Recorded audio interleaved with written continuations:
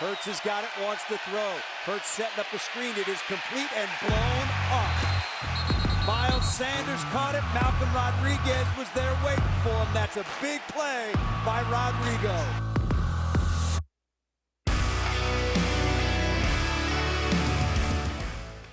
Welcome to the Twentyman in the Huddle podcast presented by Microsoft. I am Tim Twentyman. He is PJ Clark, and we are in Ford Field. You can see it behind us.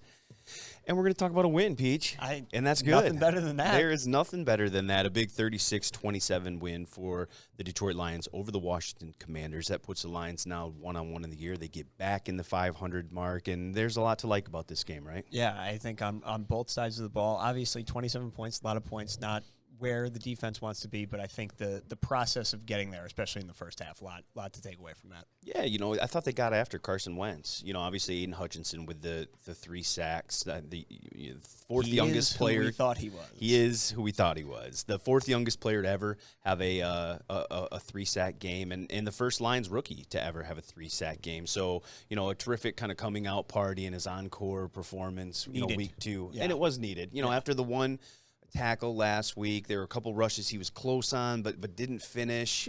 I don't think anybody was worried. And you talked to Aaron Glenn last week, and he said, he was not worried "Look, at all. Aidan Hutchinson is a guy I'm the least worried about in that whole defensive." And Aaron Glenn proved to be right.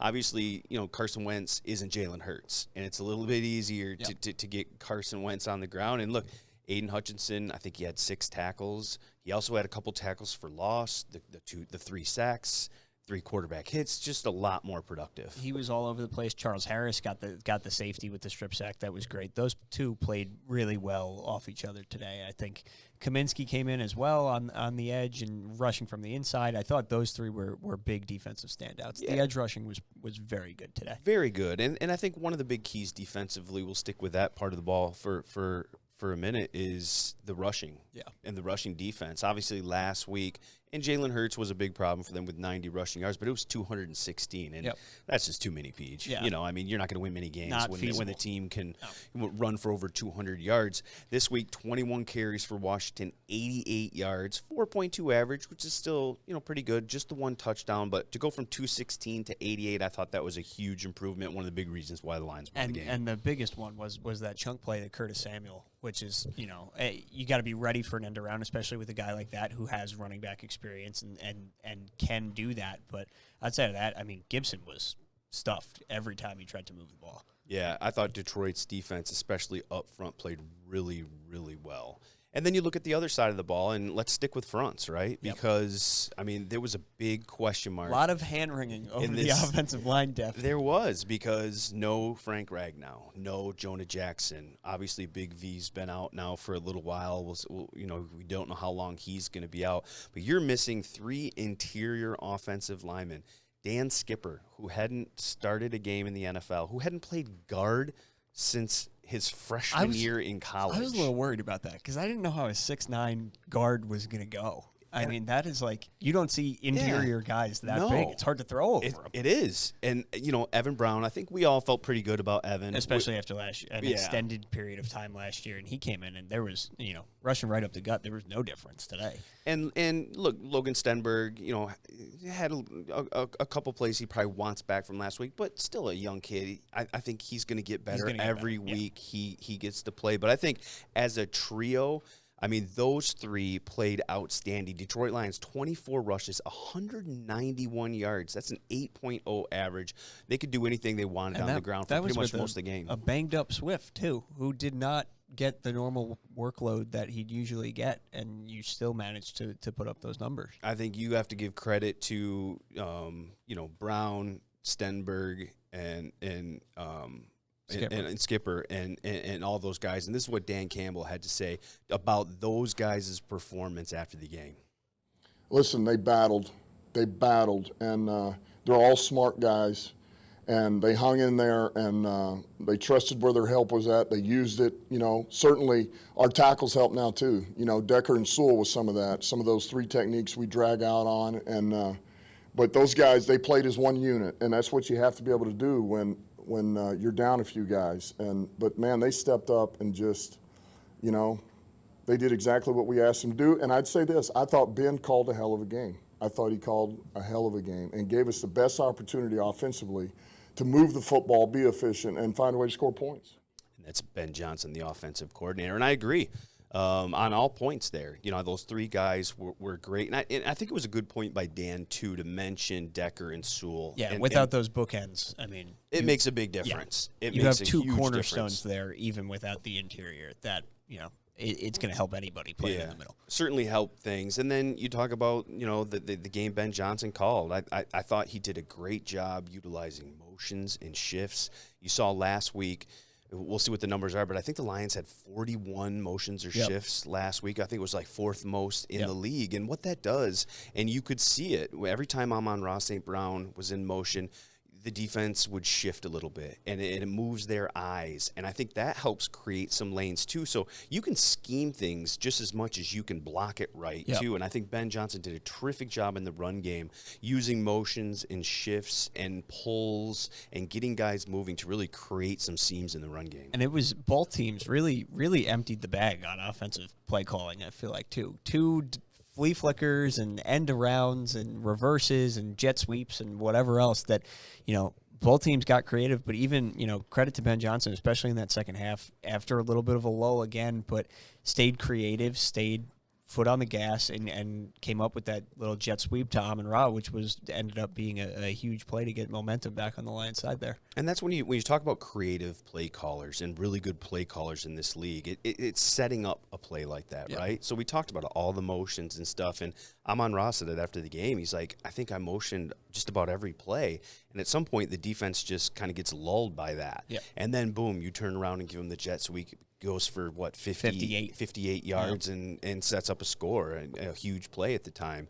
But we got to talk about Amon-Ra, just his total game. I mean, he's unbelievable. He's unbelievable. There's nothing else to say. How did 16 receivers go in the draft ahead of him? I think, look. Hey, don't get distracted by 40 times. Don't get distracted by 40 times. There you go. That's well said by you.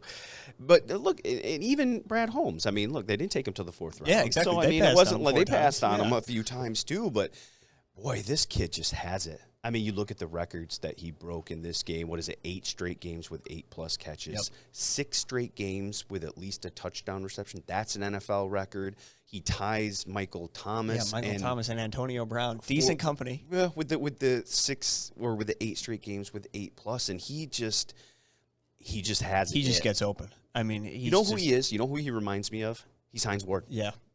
And you talked about that with Antoine before the season even started, too. He is Hines Ward to me, and I think he blocks. The blocking is unbelievable. The blocking is so good. The blocking is ridiculous. You want to give as much credit as you want to the offensive line, and listen, they deserve it. Give some to him, too. And the other guys, you know, Quintez Cephas had a great block on his jet sweep. I thought the tight ends did a really good job. Hawkinson had a key block on Swift's 50-yard run. You know, that's just part of it. And I think that's, again, it's Ben Johnson pulling all the right strings, you know, and having, you know, guys in the right positions to make plays. And then it's guys willing. You know, how many receivers are out there willing, you know, throwing a block like 10 yards downfield? I mean, handful. He's just how many receivers that get 8 catches a game are throwing blocks 10 yards downfield? Right. He is so unselfish. He's so strong. He says all the right things all the time. He just comes and goes to work. He stays late after practice and does the jugs. And I think he's really becoming a security blanket type guy for Jared Goff. I think this is going to be the norm. And this is what Jared Goff had to say about Amon-Ra St. Brown and why he gets targeted so often. Yeah, he's a very friendly target is the best way to describe it, if that makes sense. Like for a quarterback, friendly is like always comes back to the ball, always catches the ball away from his body, is always where he needs to be, understands coverage, understands what I'm looking at, what I'm looking for, always asking questions.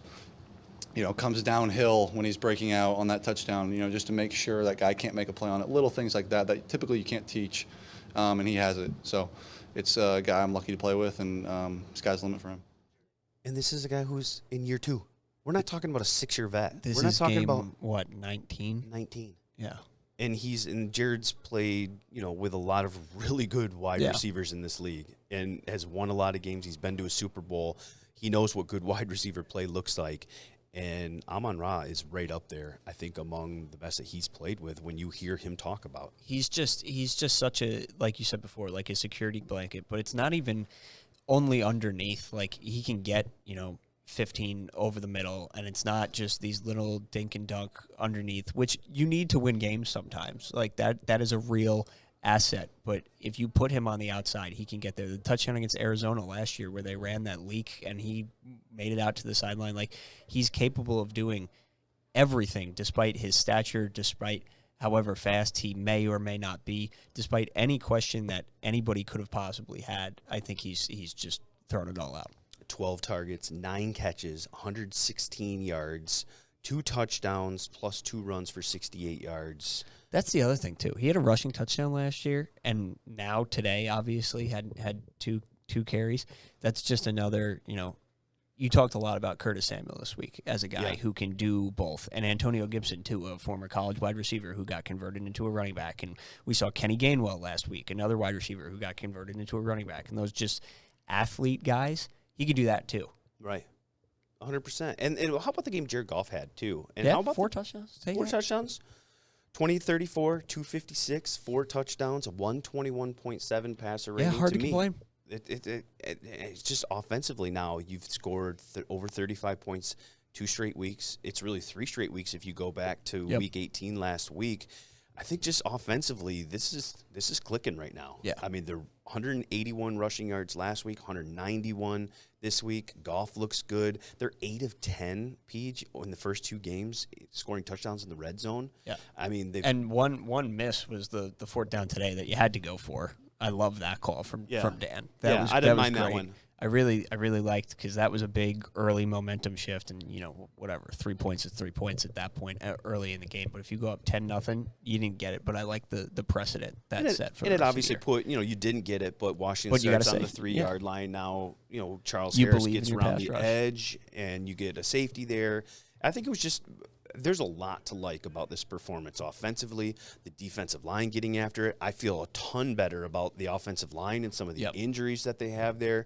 I think the wide receivers who we talked about before, and I think who we both thought, were a pretty good group collectively. Yeah. I think they're very versatile. You even got Brock Wright in there today. Brock Wright's catch was unbelievable, that little seam he had. Yeah. And he went up and got that and took a hit and came down with it. And if that guy's doing that out of the backfield, you take that every time. And I asked Jared Goff after the game, how good can this offense be, in your opinion? And he said, boy, I can think right now off the top of my head, the throw to Chark downfield that they missed, the trick play that you mentioned that was a drop. There were a couple other plays that they left points on the field, still scored 34 points as an offense, coming off 35 last week. And Jared said, look, I think we can be as good as anybody.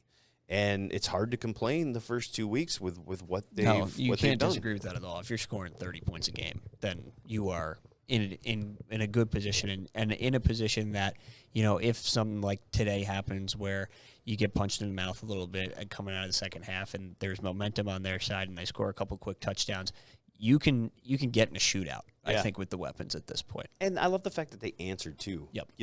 I mean, so many times before, years past, you'd be like, oh, boy, here comes Washington, and Detroit just wouldn't have the answer for it. And they did, and I love that about it. Yep. They took a few punches, like you said, but they punched right back and made some plays down the stretch, really key plays. Swift is amazing. He really – I don't know how hurt he is or is not, but, I mean, he was just – even the awareness to get up after you catch the ball on the ground. And then I think 5 – Washington guys had a chance to touch him. They didn't even touch him. Yeah. And the awareness to get up and not only just go, could have gone straight for 3 or 4 yards and ran into a Washington guy. No, to cut it back all the way around the field and just beat everybody to the far pylon. It's like, how do you even the fact that was in his head and he is skilled enough to execute that on the fly is unbelievable. Again, it's just one of those weapons we talk about with this team. I think there's a lot of them. And this is an offense I think has a chance to be really, really good. And I would expect this week in and week out. Now, to me, it's just about how much this defense can evolve. I think that was the biggest step from week 1 to week 2 was that defense taking a big jump. I think you expect this, or at least I do, from this Lions offense now week to week. Now, they're not always going to score 30 points, but I expect them to be the strength You of can this move the football ball. team. And Yeah. they can move the football team. And if they've got to score, and like you said, it's got to be a shootout, I'm pretty confident they can do that. I think it really just hinges moving forward. How much can this defense continue to improve? We saw a huge improvement week 1 to week 2, especially with that defensive front. If Aidan Hutchinson, Charles Harris, and those guys can get after it and be consistent in that way, I thought they were shut down a little bit in the second half. Yeah. I thought Washington adjusted. Because they went to shorter passes. They were just ready to go and threw a couple screens to Dotson and Samuel, and they figured out what wasn't working, that they were giving Wentz too much time to get sacked, and then kind of just figured it out from there. Yeah, and then now you look for Detroit to adjust too, Yep. you know, and for Aaron Glenn to dial up the right decisions there, and I thought he did through pretty much the majority of the game. I want to continue to see that side of the football evolve. Offensively, it was fun. Any other big takeaways from this one for you? No, I mean, I thought this was the first half especially, but I thought this was an incredibly well-rounded game by the Lions. Yeah. I mean, this is just, when you draw it up, I think this is how it has to look on paper. If you think this team is going to be successful, I think this is the game plan that's still, you know, Jared throws for 250 yards and 4 touchdowns, but it's still predicated on running the ball, getting the ball to Swift, working through him, and then whatever Amon-Ra gives you. I think we should mention special teams too. Yeah, because I Khalif think Raymond, that was, the free kick, that was the massive. free kick had the return of 52 yards. That sets up a Lions touchdown. You look at Jack Fox, 55.4 average with a 48.8 net. I mean, that guy's a weapon. I wrote about that this week. I mean, he is a legit weapon. You don't think of punters as Siebert weapons. was good, too. Jack Fox is a weapon. Siebert was perfect, kicking field goals and extra points. I thought they covered really well. Bobby Price had an interception on the 2-point conversion, I if think we it want was to call just, that special teams. I think what you said, I think all 3 phases. This, if you're Dan Campbell, is how you draw it up. Obviously, a little bit tougher test next week. Definitely. Now you hit the road. A team you go to Minnesota that knows in the you. division Yep. that knows you. So it'll be a tough test, but huge win for the Lions on this one to get back to 500. Now everything is right in the world. You can focus on Minnesota, and Sunday's going to be a big one there at U.S. Bank Stadium. One of my favorite stadiums, by the way. Good. I'm excited to place. go. Can't wait. You haven't been? Nope. All never right. been. He is PJ Clark. We are going to be in Minnesota next week. We'll be doing this same thing after the game. We'll have another 20-minute in the huddle midweek. We'll have everything. We'll break it all down for you. We got you covered over here.